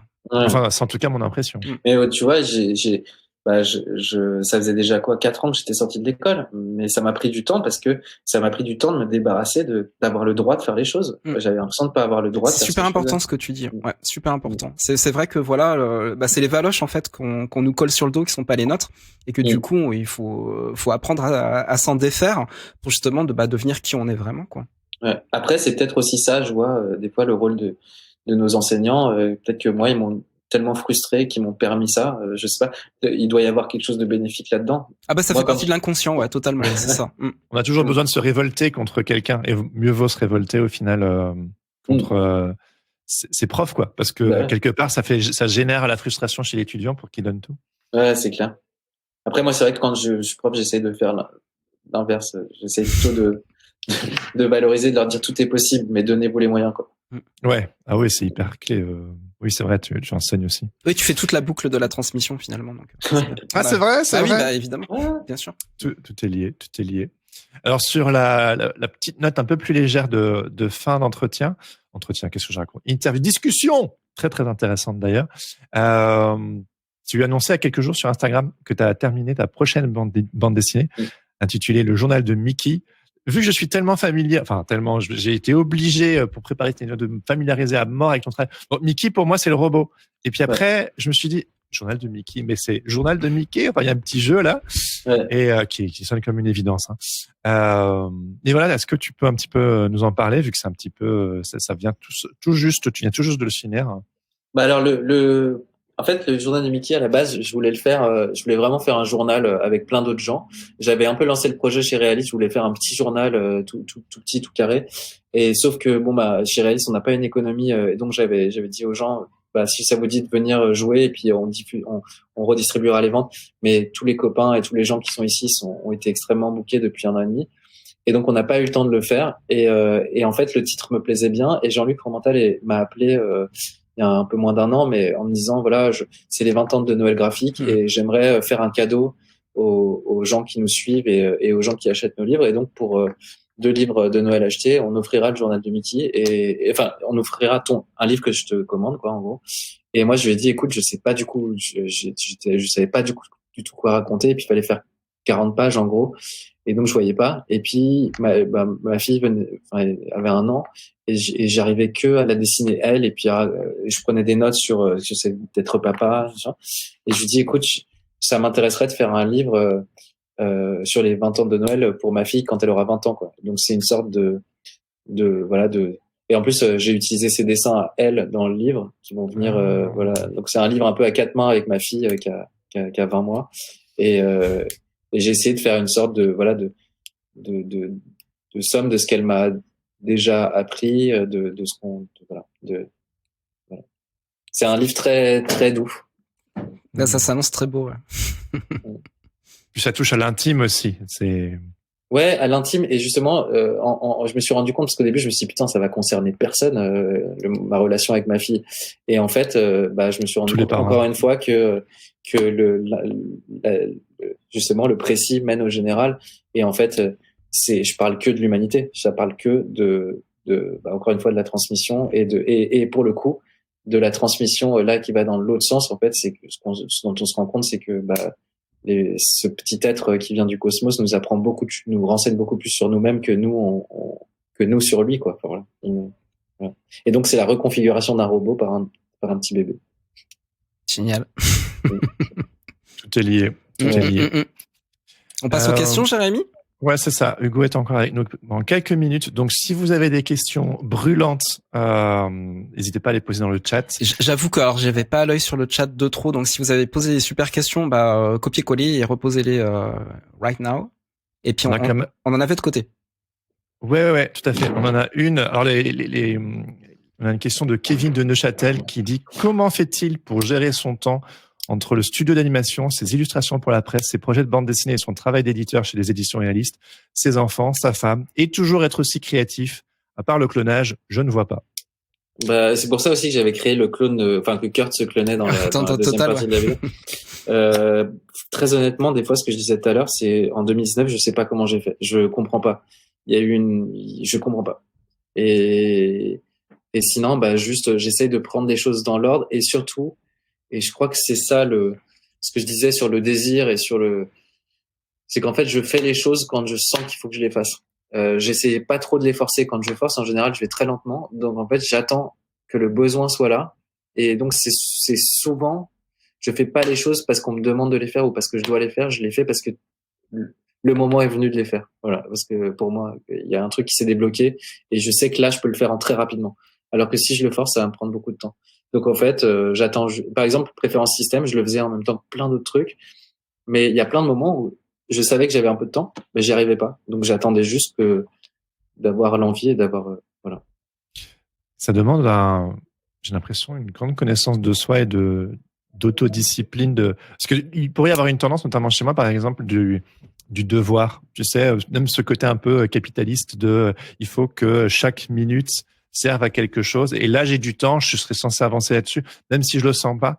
Et en fait, évidemment, du coup, le résultat est pas ouf parce qu'en fait, on est en train de se forcer à faire quelque chose. Et comment Est-ce que tu arrives bien à naviguer entre tout le temps d'être là, c'est pas le moment, là, c'est pas le moment, là, c'est le moment. Bah, Ça doit pas être simple, ce qui est compliqué, c'est que la boîte, elle a son rythme et que les boîtes d'ailleurs ont son rythme et que des fois c'est pas le mien. Donc là, c'est très compliqué, c'est très douloureux. Mais par contre, dans la création, j'essaie vraiment de faire les choses. Par exemple, là, tout à l'heure, je devais faire autre chose, j'y arrivais pas. Donc et là, je me suis dit, putain, il manque un truc, il fallait que je dessine un véhicule pour le film. Bah, j'ai fait le véhicule, il est tombé en 3 minutes. Alors que si on m'avait dit, il faut faire le véhicule, c'est un exemple à la con, hein. Mais si j'avais dû faire le véhicule il y a une semaine, il m'aurait pris une journée, quoi. Donc vraiment, voilà. Et puis des fois, t'es obligé de faire un truc, mais vraiment, j'essaie de faire je pense que c'est ça qui permet de gagner beaucoup de temps, c'est que je fais les choses. Et c'est compliqué pour les gens qui travaillent avec moi, c'est que ils doivent suivre un peu ce tempo-là là tu l'auras plus tard parce que là je sais que si je le fais maintenant, ça va enchaîner un effet boule de neige. Et pour ça, mon associé est bien parce qu'il structure quand même, et il est là pour m'aider des fois à faire des choses quand j'ai vraiment pas envie de les faire et pour les accélérer, et aussi pour protéger des fois. Et c'est ça aussi, c'est par exemple typiquement sur la maison d'édition et sur la boîte de prod, j'ai quand même des associés qui sont admirables. De l'importance de bien s'entourer. On en revient à ce que tu disais au tout début. Cool. Bon, ça me semble. Il y avait quelqu'un d'autre qui avait une question sur l'intelligence artificielle, mais on en a déjà parlé. Donc, non, ce qu'on peut dire sur le truc, c'est que sur ChatGPT et sur les autres trucs, c'est que en fait, là pour l'instant, on se dit c'est chaud, on est mis en concurrence avec l'intelligence artificielle. Moi, je pense que c'est pas le problème absolu. Le problème absolu, c'est que à terme, en gros, il y aura des choses qui seront robot-made et human-made, que le human-made ne sera accessible que par une élite. Et donc, en fait, ça va créer deux humanités. Une humanité qui consomme que du robot-made, qui est habillée en robot-made, qui consomme des récits faits par des robots et qui ne s'adressent pas, en fait, à notre humanité. Et ceux qui pourront se payer l'humanité. Et dans un troisième temps, et ça pour moi c'est le pire, c'est l'infusion de notre inconscient par un imaginaire qui n'est pas le nôtre. Voilà. Qui va modifier en fait l'inconscient collectif humain qu'on a depuis des millénaires, et ils vont l'effacer et le remplacer par autre chose. Qui va le teinter. Ouais. C'est beau, hein, de terminer sur une note comme ça. Hein. Ah ouais, c'est tout l'art de l'interview aussi, c'est trouver le moment où c'est genre, là c'est bon. Là c'est bon. Cut, là c'est bon, c'est parfait.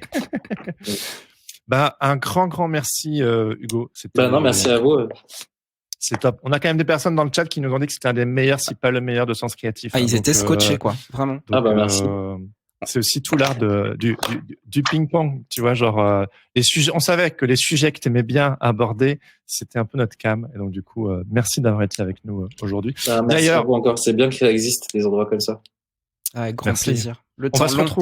On va se retrouver dans un mois d'ailleurs. Tu le sais peut-être pas, Hugo, mais on se retrouve au festival Nems Illustre. Et il me semble que tu y seras. Ouais. Et on organisera d'ailleurs un enregistrement en public du podcast comme chaque année depuis 3 ans. Et donc du coup, ce sera l'occasion de te revoir. Génial. Merci à tous, à toutes et à toutes d'avoir été avec nous. Aujourd'hui, on vous donne rendez-vous dans une semaine pour le grand retour du Boxon Créatif by Laurent himself, le premier de cette nouvelle saison. C'était un épisode spécial qu'on faisait l'année dernière. On n'en a pas encore fait cette année, donc la semaine prochaine. Dans 2 semaines, pour les membres du Patate Club, a.k.a. les personnes qui nous soutiennent sur Patreon et Tipeee, encore merci. On se retrouve en compagnie de Fred Benaglia, qui est directeur artistique chez Bayard Jeunesse et qui viendra répondre à toutes vos questions. Alors aussi ailleurs c'est 25 années d'illustration aussi. Ouais, vous connaissez depuis longtemps, hein, Laurent, toi et lui. Donc ça se passera ailleurs que sur Twitch, mais si vous êtes membre du Patate Club, vous le savez. Attention, les dates ont été inversées contrairement à ce qui a été annoncé si vous l'avez écouté le Radio Patate de la semaine dernière. Hugo, il va se dire, mais c'est quoi cette histoire de patate et compagnie? Et de radio. Ouais, c'est ça fait partie du folklore du podcast. Donc la semaine prochaine, c'est public, c'est pour tout le monde, c'est sur Twitch, et dans 2 semaines, c'est pour les membres du Patate Club. Encore un grand merci, Hugo. Merci d'avoir été avec nous aujourd'hui. Merci à vous. Et sur ce, on vous souhaite à toutes et à tous une très très bonne journée et on vous dit à très bientôt. Ciao, ciao. Merci d'avoir écouté Sens Créatif. Si cette émission vous plaît, n'hésitez pas à vous abonner et à mettre des étoiles sur vos plateformes de podcast préférées. N'oubliez pas de nous soutenir sur Patreon ou Tipeee. Vous pouvez aussi partager l'épisode avec vos amis ainsi que sur vos réseaux sociaux. Un grand merci à Adrien Guy pour l'habillage sonore de ce podcast. Retrouvez toutes les infos sur le site www.senscreatif.fr ainsi que sur Instagram @senscreatif_podcast. Si vous avez des commentaires ou des idées pour des invités, n'hésitez surtout pas à nous laisser un message. Sur ce, on vous donne rendez-vous dans 2 semaines pour un nouvel épisode. En attendant, restez créatifs et surtout n'oubliez pas, Everything is connected.